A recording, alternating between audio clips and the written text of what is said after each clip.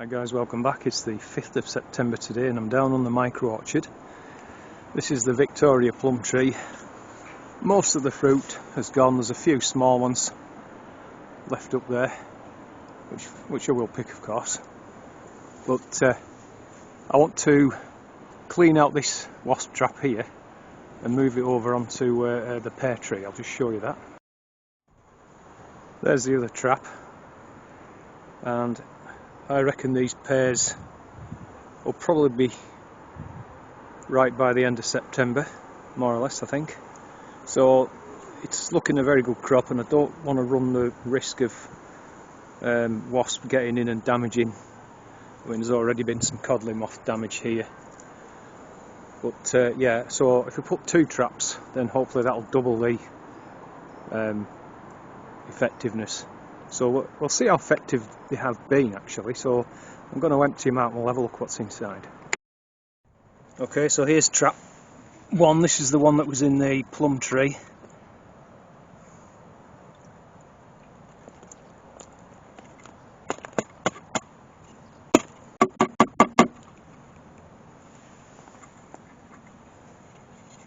I don't know how well you can make that out. There's a lot of wasps and flies in there, some moths, but most importantly no bees, because we don't want to be catching them. But flies, a lot of moths, a lot of yellow jackets as you call them over the US I think, or we just call them wasps. But all those potentially damaging your fruit. Right, I'll clean this one out, get it refilled, and then we'll empty the other one out. This is the one that was on the pear tree.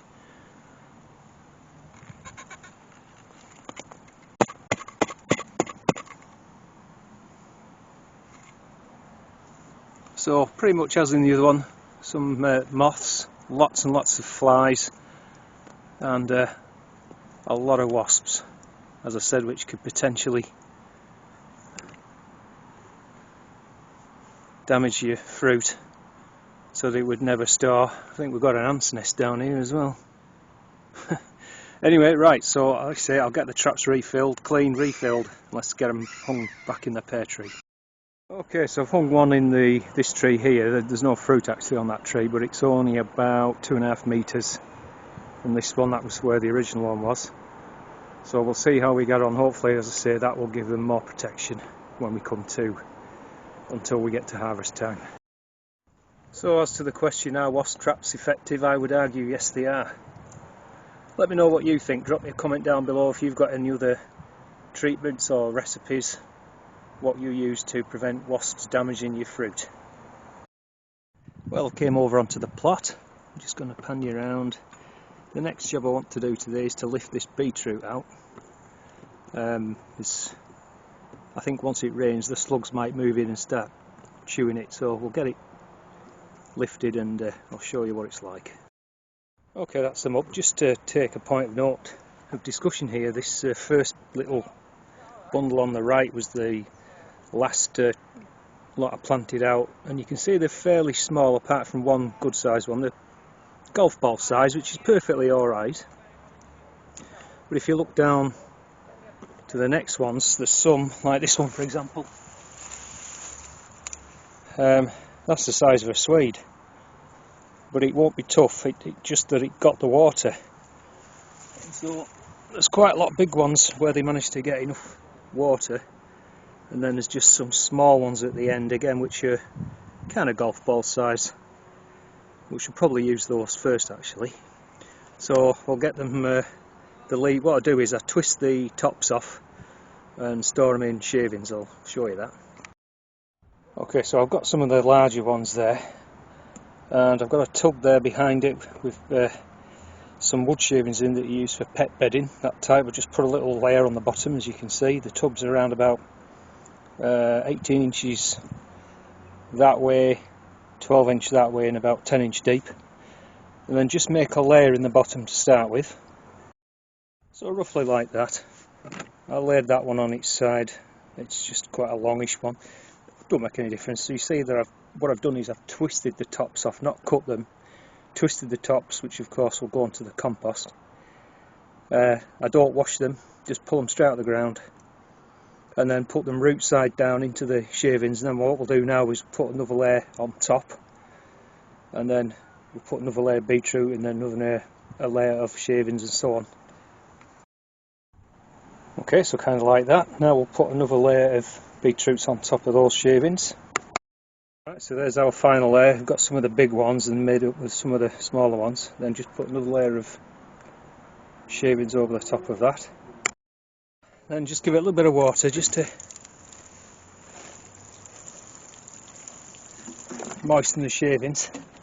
Then I'm going to, because I don't have a big garage at home or anything, what I'll do is I'll store them underneath where my onions dry out. Keep the rain off them, but it keeps them, there's air getting in there and everything. And then once the tomatoes are out and the weather's cool, I move them into the greenhouse, and I've found that they keep absolutely fine. And then come about maybe mid-March, I'll move them back out again as the weather starts to warm up. And then they lasted this year right until well, into May actually. So top tip that from Steve at Steve's Sides Allotment. It works every time. It's a real treat. Right, I think it's time to take this bad boy. Let's have a look. Can I do it without losing those others?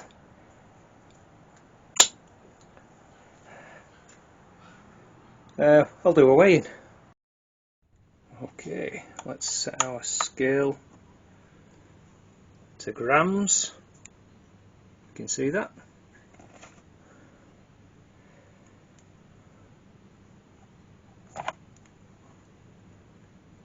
$342 grams. That's 341. Make your mind up.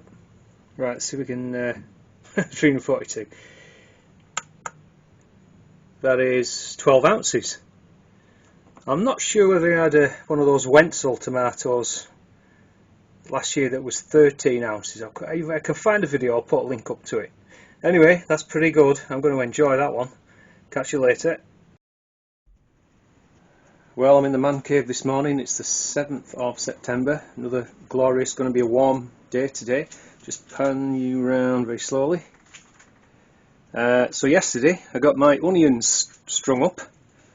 You'll see that, well, this year I've just got 2 strings. Last year there was 4, which worked out fine because at the end of, it was like April or something, I had 2 of these left, but I chopped them all up and put them in Ziploc bags in the freezer, which worked absolutely brilliantly. In fact, I've still got 3/4 of a bag left before we even start on these. But I did less this year. But they're the Sturon multi-sown, and there's just a few smaller ones there that we'll just use up first. But they look nice onions. As I said, there was no white rot whatsoever. So I'll catch you later. Well guys, it's the 8th of September, Wednesday. Apologies for this particular quality of this particular clip. I've no tripod. I went to get it this morning and realised I'd left it in the car, and the wife has taken the car to take her mum out. It's her mum's 80th birthday today, so they've gone out for the day in the car. So I've no tripod, so it is what it is. Anyway, what I want to show you is these are spring cabbages, and if you see this kind of yellow spot here, turn the leaf over, you see this kind of white, you can see it on here, this kind of white scaly symptom, if you will. This is Downy Mildew. It's a kind of fungal spore, and I think the reason why it might have spread so quickly in here is because I've just crammed them in, really. So it's partly my own fault for planting them so thickly. And interestingly enough, it's said to be more prevalent when you get a lot of damp, a lot of wet. And we've had a really dry spell. So as I say, my only thoughts are that when I've been watering them, I've really hammered them. And then because they're sort of close together, maybe there's just no air. You know, it's been very still. We've not had a lot of wind, which is very unusual as well. So they just haven't had a chance really to get any air between them, and that's caused these to spread. So what I'm going to do is pull off all the infected outer leaves. That's the first thing, so we'll go ahead and do that now. So there we are just now, that's how it looks now. I've taken a huge amount of leaves off. I mean, that shrub is absolutely chock-a-block, but I will compost them. I don't think there's any reason why I can't compost those leaves, because I can control the amount of water going onto the compost pile and the heat. I don't know whether that'll kill fungal spores, but anyway, I'm pretty sure it's alright to compost. So the other thing we need to do is just, there's some weeds got in, so it'll be good time now just to get in and get those weeds out. That's stage 2. Right, that's got the bed weeded and cleaned up. I did find excuse me, one out the whole bed, the clubroot. That's a better example from the I did one recently in a video where I sorted out the purple sprouting. One of those had got, oh, Savoy I think it was, sorry. Anyway, you can see how the root is all swollen up like a big club. So that of course won't be composted, that bit will be, the leaves you can compost, but the root will be going on the incinerator. So the third thing we need to do now is get some solution to spray on them.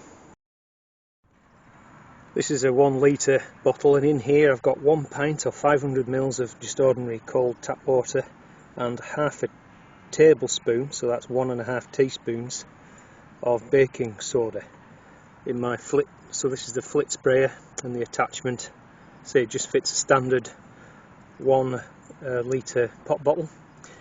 And the beauty of these is you can direct the nozzle in a downward jet, so we'll cover the top of the leaves. Then you can come up from underneath and spray the underside of the leaves, so that way hopefully everything will get covered. I can't film the spraying because I say I don't have a tripod. So anyway, I'll get them sprayed and I'll come back to you. Okay, that spray, just a pint of that spray just covered that bed very nicely, as I say, on the underneath and on the top of the plants. So I'll get it covered back over now with the net, because I can start to see lots of cabbage whites coming out, and we'll certainly have to leave the net on until they die off. I don't think the pigeons will bother them once I remove the net, but we'll see. Anyway, so we'll see, that's baking soda treatment, baking soda solution for treatment of downy mildew, so I'll update you and we'll see how that works. Just while it caught my eye, this is the bed where I planted some of the overwintering lettuce, and the row of the scarlet globe. I'm going to take some more of those today. Got 1 or 2, so they're being chiggled a little bit, but it's fine. Anyway, I did sow a little half row. It can't have been more than 5 days ago, and they're through already. And the last job I want to do this morning, because I'm off out for a hike today, is just pot up these 2 parsley plants. So good watering in, and what we'll do is, or what I'll do, I'll pop that in a shady place, because I don't think parsley likes really hot full sun at all. I think it likes quite a lot of shade, to be honest. And hopefully, I've still got the one from 2 years ago. It's just throwing out some more seeds now, so I might collect those.